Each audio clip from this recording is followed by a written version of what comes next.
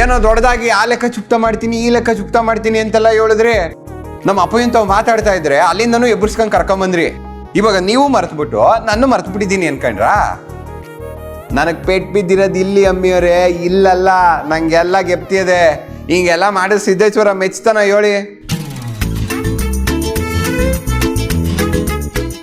ಕೊಡ್ತೀನಿ. ನೀವು ಯಾಕೆ ಇಷ್ಟೊಂದು ಅರ್ಜೆಂಟ್ ಮಾಡ್ತಿದ್ದೀರಾ? ಆದರೆ ಒಂದು ಕಂಡೀಷನ್ನು. ಕಂಡೀಷನ್ನು? ಏನು ಕಂಡೀಷನ್ನು? ಏನಮ್ಮಿಯವರೇ? ಹೇಳ್ತೀನಿ, ಆದರೆ ನೀವು ಅದಕ್ಕೆ ಒಪ್ಕೊಂಡ್ರೆ ಮಾತ್ರ ಈ ಬಾಕಿ ತೀರಿಸೋ ಲೆಕ್ಕ ಇಲ್ಲ. ಓಕೆನಾ? ನಾನು ಒಪ್ಕೊಂಡೆ. ನಂಗೆಲ್ಲ ಓಕೆ, ಡಬಲ್ ಓಕೆ. ಹೇಳಿ ಅಮ್ಮಿಯವರೇ. ನಾನು ಪ್ರತಿಯೊಂದು ವಿಷಯ ಹೇಳೋವಾಗ್ಲೂ ನಿಮ್ಗೆ ಒಂದೊಂದು ಮುತ್ತು ಕೊಡ್ತಾ ಹೋಗ್ತೀನಿ. ಆದರೆ ನಾನು ಹೇಳೋ ಎಲ್ಲ ವಿಷಯನೂ ನೀವು ಗಮನ ಇಟ್ಟು ಕೇಳಿಸ್ಕೊಂಡು ಅರ್ಥ ಮಾಡ್ಕೋಬೇಕು.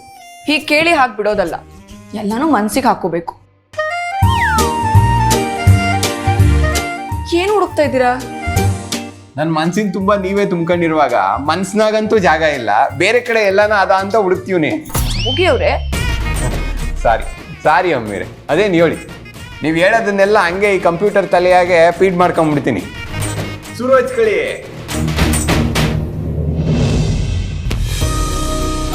ಕೈಗ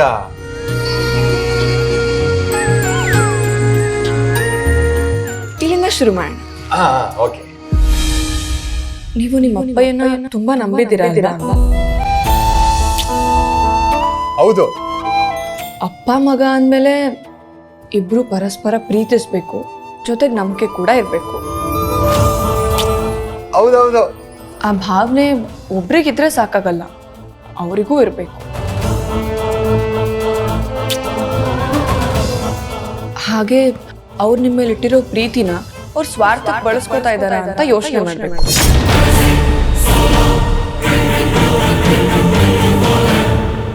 ನಿಮಗೆ ಗೊತ್ತಾ ಜೋಗಿ ಅವರೇ, ನಿಮ್ಮ ತಂದೆದು ನಿಮ್ದು ಇಬ್ರದ್ದು ಒಂದೇ ಬ್ಲಡ್ ಗ್ರೂಪ್.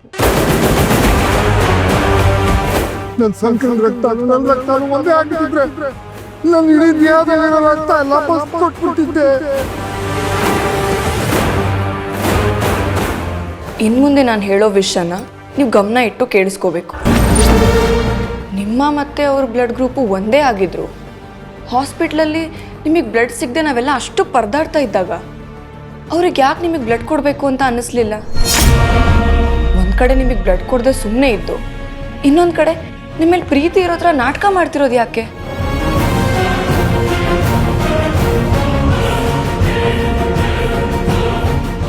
ಏನಾದರೂ ಬೇಕು ಅಂದರೆ ಒಂದೇ ಒಂದು ಕಿತ ಕೂಗು, ಬಂದ್ಬಿಡ್ತೀನಿ.